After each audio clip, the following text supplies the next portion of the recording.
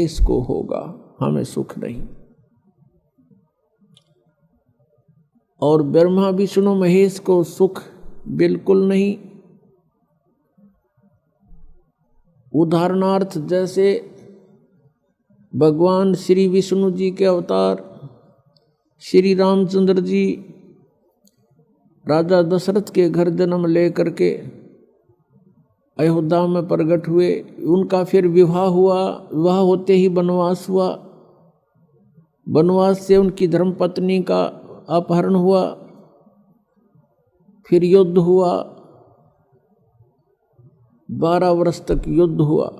युद्ध तो 2-4 मिनट घंटे का बहुत हो जाता है। उसके पश्चात रावण का वध करके सीता जी को घर ले आए। कुछ ही दिनों के बाद, कुछ वर्षों के उपरांत किसी के व्यंग से सीता जी का परित्याग कर दिया, अपनी धर्मपत्नी का जो गर्भवती थी। स्वयं कहीं रहे, संतान कहीं रही। तो इससे सिद्ध है कि उस विष्णु जी को भी यहां सुख नाम की चीज नहीं। फिर वही विष्णु जी के अवतार श्री कृष्ण रूप में जेल में जन्म हुआ, मामा शत्रु हो गया। कभी जरासिंह, कभी शिशुपाल, कभी पूतना, कभी केसी आदि से उनको मरवाने का प्रयत्न जारी रहा। अंत में भगवान ने मथुरा को त्याग दिया। समुद्र में जाके एक टापू पर शरण ली।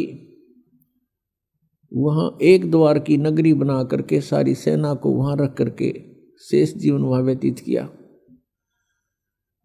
उसके उपरांत अंत समय क्या हुआ, भगवान श्री कृष्ण जी का 56 करोड़ उनके वंशज हो गए थे। 56 करोड़ पोते पर पोते, पुत्र, रिश्तेदार, नाती, और वो भी श्री कृष्ण जी के सामने सब मृत्यु को प्राप्त हुए। आपसी युद्ध हो गया दुर्वासा जी के श्राप से, और श्री कृष्ण जी के सामने पूरा कुल नाश हो गया। क्या वो प्राणी सुखी हो सकता जिसके आगे सारे मर जाएं? तो यहां परमात्मा कबीर परमेश्वर जी हमें याद दिलाते हैं, भजन करो उस रब का जो दाता है कुल सब का। भजन करो उस रब का जो दाता है कुल सब का। उस परमेश्वर की भक्ति करो जो सबका मालिक है, सबका दाता है। श्रीमद् भगवत गीता अध्याय नंबर 15 के श्लोक 1 से 4 में यह बताया गया है कि ऊपर को जड़ वाला, नीचे को तीनों गुण रूपी शाखा वाला, ये उल्टा लटका हुआ संसार रूपी वृक्ष है। ऊपर को मूल जो जड़ें हैं वो तो समझो परम अक्षर ब्रह्म है, पूर्ण परमात्मा, वो सब का मालिक। और नीचे को तीनों गुण रूपी शाखा, रजगुण ब्रह्मा, सतगुण विष्णु, तमगुण शिव जी रूपी शाखाएं हैं। और जो संत इन उल्टे लटके हुए संसार रूपी वृक्ष के सभी विभागों को भिन्न भिन्न बताता है, स वेदवित, वो वेद के तात्पर्य को जानने वाला है, अर्थात वो तत्वदर्शी संत है। परमेश्वर स्वयं भूमिका करते हैं, सतलोक से चलकर यहाँ आते हैं। यहाँ के भगवान काल द्वारा फैलाया गया अज्ञान, उसका नाश करते हैं, अपने तत्व ज्ञान रूपी टॉर्च से उस अंधेरे को हटाते हैं। तत्व ज्ञान रूपी सूर्य का उदय करके अज्ञान रूप अंधकार को समाप्त करते हैं। वो उसमें यहाँ कुछ समय के लिए रहते हैं और अपनी अमृतवाणी को उच्चारण कर करके सुनाते हैं, जो बाद में लिपिबद्ध कर ली जाती है। परमेश्वर ने कहा था, अक्षर पुरुष एक पेड़ है, निरंजन वा की डार, और तीनों देवा शाखा हैं ये पात रूप संसार। जो हिस्सा जमीन से बाहर दिखाई देता है पेड़ का, वो तुरंत जमीन से बाहर जो मोटे वाला होता है उसको तना बोलते हैं। और जड़ें प्रोक्ष है, गुप्त है, तो मूल मालिक तो गुप्त है, परोक्ष है, उसका तो यहाँ के सदग्रंथों में जिक्र नहीं, वो तो स्वयं परमेश्वर ने आके बताई है अपनी महिमा।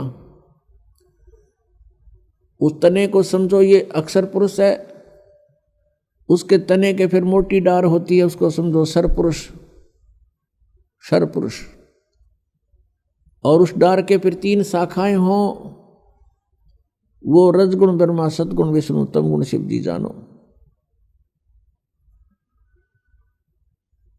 श्रीमद् भगवत गीता अध्याय नंबर 4 के श्लोक नंबर 32 में कहा है कि जो श्लोक नंबर 25 से लेकर 31 तक जो भी साधनाओं का वर्णन किया गया है वो पर्याप्त नहीं है, लेकिन साधक अपनी अपनी साधनाओं को पाप नाशक ही मानते हैं।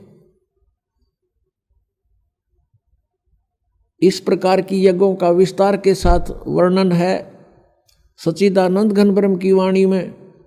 ब्रह्मणे मुखे, यानी सच्चिदानंद घन ब्रह्म ने स्वयं आकर के अपने मुख कमल से वो तत्व ज्ञान बोला होता है, उसको परम अक्षर ब्रह्म की वाणी कहते हैं। उस वाणी में वो विस्तार के साथ कहे गए हैं, उनको जानने के बाद फिर पूर्ण रूप से कर्म बंधन से मुक्त प्राणी हो जाता है।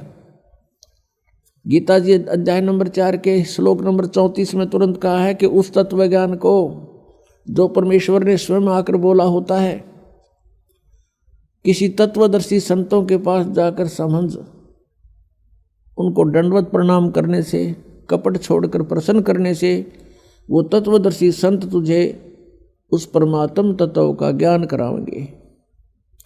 इससे एक बात तो ये सिद्ध होगी कि गीता ज्ञानदाता भी उस तत्व ज्ञान से अपरिचित है, इसलिए संतों के पास जाने को कह रहा है। अब यहाँ गीता जी अध्याय नंबर 15 के श्लोक नंबर 1 से 4 में परमेश्वर ने स्वयं अपनी महिमा का गुणगान किया है। अक्षर पुरुष एक पेड़ है, निरंजन वा की डार, सरपुरुष जिसको कहते हैं, सरपुरुष वा की डार, और तीनों देवा शाखा हैं ये पात रूप संसार। अब गीता जी अध्याय नंबर 15 के श्लोक 4 में कहा कि उस तत्व ज्ञान की प्राप्ति के उपरांत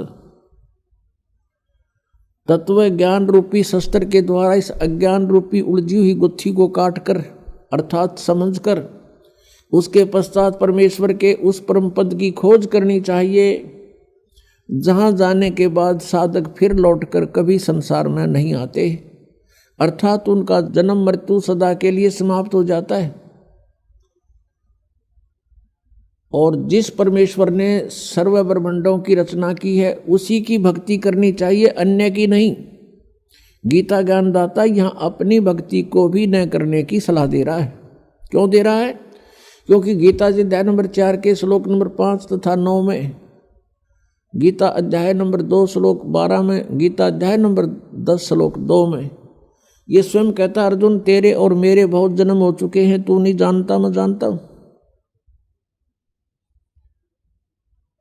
इससे सिद्ध है कि गीता ज्ञानदाता की भी जन्म मृत्यु होती है, ये पूर्ण मोक्ष नहीं होता, ना इसकी साधना से पूर्ण मोक्ष हो सकता, और ये भी नाशवान है। इसलिए गीता ज्ञानदाता गीता अध्याय नंबर 18 के श्लोक नंबर 62 में कहता है कि अर्जुन तू सर्वभाव से उस परमेश्वर की शरण में जा जिसकी कृपा से तू परम शांति को और सनातन परम धाम को प्राप्त होगा।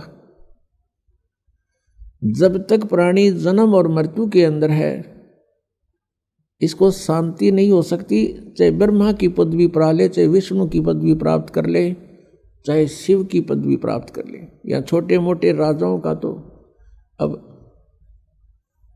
कोई अस्तित्व नहीं है, जबकि ब्रह्मा विष्णु महेश तक की पदवी पर प्राणी सुखी नहीं है। इसलिए गीता जी अध्याय नंबर 7 के श्लोक नंबर 18 में गीता ज्ञानदाता कहता है कि जितने भी भक्त हैं, साधक हैं, जिन्होंने वेदों को जाना समझा और तत्वदर्शी संत ना मिलने से अपने आप निष्कर्ष निकाल लिया, ओम नाम को मोक्षदायक मान लिया और ब्रह्म को सुप्रीम पावर मान लिया, सुप्रीम गॉड मान लिया, इस भूल के कारण ये उदार आत्मा, नेक आत्माएं, ये ज्ञानी आत्मा है तो अच्छी नेक हैं, लेकिन मेरे वाली अनुत्तम गति में ही स्थित है, गीता ज्ञानदाता कहता है कि मेरे वाली गति यानी ब्रह्म की गति, ब्रह्म से मिलने वाले लाभ, ओम नाम से जो जाप होता है वो ब्रह्म का है, और ब्रह्म से जो लाभ है उसको कहते हैं वो मेरी गति है। गीता ज्ञानदाता ब्रह्म बोल रहा है श्री कृष्ण जी में। और ये भी अनुत्तम है, ये भी घटिया है, व्यर्थ है, क्योंकि जन्म और मृत्यु अर्जुन तेरे भी और मेरे भी सदा रहेंगे।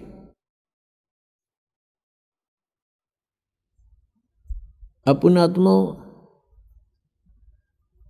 श्रीमद् भगवत गीता अध्याय नंबर 15 के श्लोक नंबर 16 और 17 में ये 3 पुरुष बताए, 3 प्रभु।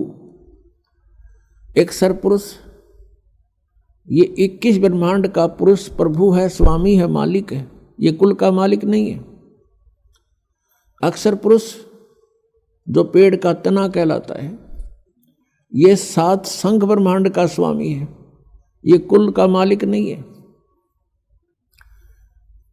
गीता जी अध्याय नंबर 15 के श्लोक 16 में कहा कि सरपुरुष और अक्षर पुरुष ये 2 प्रभु प्रसिद्ध हैं, और इनके लोकों में तथा ये स्वयं जितने भी प्राणी हैं ये सभी नाशवान हैं, और जीवात्मा सभी की अमर है। इसलिए गीता जी अध्याय नंबर 15 के श्लोक 17 में तुरंत कहा है कि उत्तम पुरुष है तो अन्य परमात्मा इति उदाहरते, कि पुरुषोत्तम श्रेष्ठ प्रभु, श्रेष्ठ परमात्मा, कुल का मालिक तो कोई और है जिसे परमात्मा कहते हैं। परमात्मा का अर्थ होता है श्रेष्ठ आत्मा, और श्रेष्ठ आत्मा वो होती है जिसकी शरण में कोई प्राणी दुखी नहीं हो सकता, केवल सुख प्राप्त होता है। अगर आप ये वीडियो YouTube पर देख रहे हैं तो हमारे चैनल को सब्सक्राइब करें और बेल आइकन को दबाना ना भूलें।